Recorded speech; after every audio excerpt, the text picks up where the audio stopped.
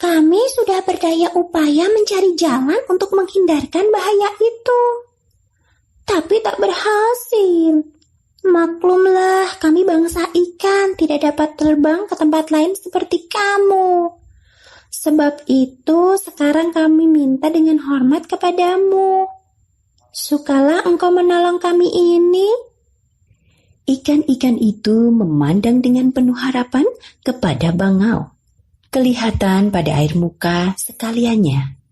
Mereka mengharap sekali akan pertolongannya. Bangau mengerti akan hal itu. Dalam hatinya ia senyum-senyum simpul. Ikan yang bodoh, mudah amat kamu ditipu. Ia menelan ludahnya. Oh, alangkah enaknya nanti. Sudah terasa di lidahnya. Gurih dan lezatnya daging-daging ikan itu. Kemudian bangau berkata, suaranya lemah lembut penuh kasihan. Teman-temanku, bukan kamu saja yang terancam bahaya, tapi aku juga. Tapi kita ini namanya senasib. Dan orang yang senasib itu lebih baik bersatu melawan kesukaran. Bukankah begitu, teman-temanku? Ikan-ikan itu menganggukkan kepalanya. Jalan yang sebaik-baiknya menurut pikiranku begini. Tadi sudah kukatakan, jauh dari sini ada sebuah danau yang luas sekali. Nah, di situ kukira kamu semuanya akan dapat hidup tentram. Dan lagi pula di situ luas tempatnya. Jadi lebih bebas. Bagaimana? Bersediakah teman-teman pindah? Bersediakah teman-teman pindah ke sana? Tentu bersedia. Jawab ikan-ikan itu serempah. Tetapi bagaimana kami akan dapat pergi ke sana? Kami hanya dapat berenang dalam air. Di darat tidak dapat. Tentu engkau tahu sendiri. Jadi, kami minta tolong kepadamu memberi petunjuk. Dengan jalan bagaimanakah kami dapat pindah ke sana?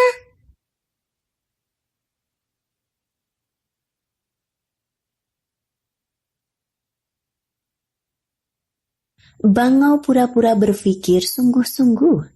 Kemudian katanya, teman-temanku ikan sekalian, hal ini memang sulit sekali. Tapi aku masih mempunyai satu jalan yang mudah. Bagaimana jalan itu? Katakanlah dengan terus terang, supaya kami tertolong. Sahut ikan-ikan dengan suara yang penuh harapan. Mereka lebih mendekat kepada bangau. Bangau makin lapar melihat ikan-ikan yang gemuk itu. Ia hampir tak dapat menahan hatinya lagi, hendak memakan ikan-ikan itu.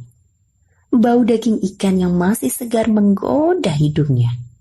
Tapi mujurlah, ia dapat juga menahan nafsunya, lalu berkata dengan sabar. Jalan itu begini teman-temanku. Kalau kamu mau dan berani, aku sanggup membawa kamu terbang ke danau itu. Tapi tentu tak dapat sekaliannya bersama-sama. Harus berganti-ganti. Umpamanya 5-5 atau 4-4 sekali jalan. Tapi harus mempunyai keberanian. Kalau tidak berani, lebih baik jangan. Sekalian ikan setuju rencana bangau itu. Lalu mulailah bangau membawa mereka terbang. Tetapi kemana ikan-ikan itu dibawa bangau? Bukannya ke danau yang akan dijadikan tempat tinggal yang baru, melainkan ke pohon yang besar di tepinya. Di situ bangau berhenti, hinggap di sebuah cabang, lalu memakani ikan yang dibawanya itu dengan enaknya. Tulang-tulang ikan itu jatuh ke bawah. Lama-kelamaan menjadi suatu tumpukan yang tinggi. Bangau terus-menerus menipu ikan-ikan yang lain secara sedemikian pula. Jadi mereka yang masih di kolam tidak tahu bahwa kawan-kawannya telah kena tipu. Dengan begitu, habislah sekalian ikan itu dimakani oleh bangau yang jahat. Hanya tinggal seekor lagi yang belum ditolong bangau, yaitu seekor ketam. Ia tentu tak mau tinggal seorang diri di dalam kolam itu. Ia pasti pula akan dibunuh oleh manusia yang sengaja mencari ikan ke situ. Sebab itu dimintanya kepada bangau sungguh-sungguh supaya mau memindahkannya ke danau seperti ikan-ikan yang lain. Demikianlah ketam itu dibawa terbang pula oleh bangau ke udara. Tetapi ketam selalu berhati-hati. Matanya tak lepas mengawasi mata bangau. Ia tahu bagaimana buruknya hati bangau. Tipu muslihatnya sudah dikenalnya di mana-mana. Pikirnya dalam hati, Awas engkau, kalau mempunyai niat buruk, akan kugigit lehermu sampai putus. tidak lama kemudian mereka sampai ke pohon besar tempat tulang-tulang ikan itu. Tiba-tiba ketam melihat tulang yang putih-putih tertumpuk di bawah pohon itu. Seketika itu juga ia mengerti bahwa bangau telah menipu sekalian ikan yang ada di kolam itu. Ketam jadi marah sekali. Sudah tetap niatnya hendak membalas dendam kepada bangau durhaka itu. Ia menunggu-nunggu saat yang baik. Dan pada suatu ketika bangau lalai. Dengan secepat kilat, ketam menerkam leher bangau. Bangau terkejut minta supaya dilepaskan.